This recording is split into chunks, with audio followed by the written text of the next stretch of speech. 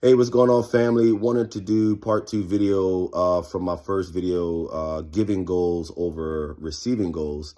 This one is more of kind of a 10 points on some different financial goals or financial things you should put in place as you prepare to come into more income, if you're already coming into more income, or if you just have specific income goals and you want to be prepared, want to be ready, right? I think there's an old adage that talks about somebody who's preparing for rain actually has, buckets out in the farm, because they're waiting for water to come versus someone who's just sitting there praying for rain.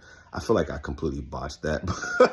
But either way, the point is, wherever you are financially, here's some 10 things that I've learned over the years to put in place, and just wanted to share for anybody who can benefit from it. So, all right, first point, looking at my notes here, excuse me, I'm a little sweaty. I just got back from my workout.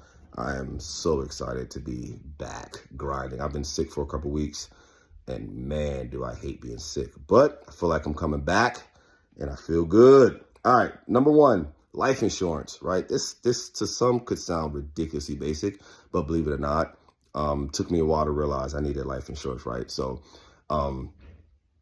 so if you don't have life insurance today, please make that call immediately. It's called Google, look it up, find life insurance, find a provider. I'm not going to make any recommendations right now for who do I have, right? That's not the focus. The focus is to get a policy in place while you're young.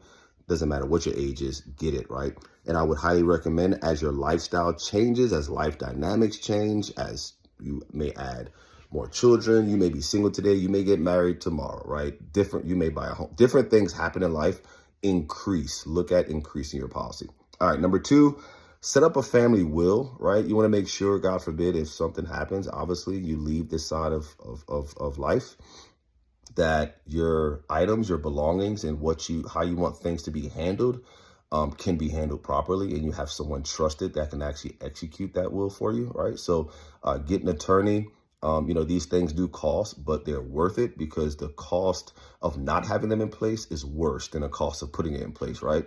Kind of like life insurance, right? As people mourn you because of your loss, how much they love you, you don't want them mourning the financial state that was left behind for them to clean up. You don't want them mourning the loss of different assets that maybe could have been properly taken care of, but because there was no will in place, it didn't, right? So anyway, things that we just don't think about when we're young and strong. You should think about them when you're young and strong, so you don't have to think about them later on.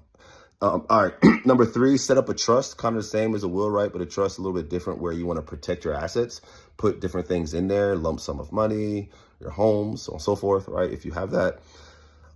So again, I'm not a specialist. I'm not an attorney at all. I recommend you get an attorney. You may work for an organization that actually provides that value for you. I highly recommend that you leverage that. But again, something that you really need to look into. It may seem meaningless now, but you would be amazed on the different financial strategies and benefits you get by putting things like this in place. So again, recap: number one, life insurance; number two, set up your will; number three, set up a trust; number four,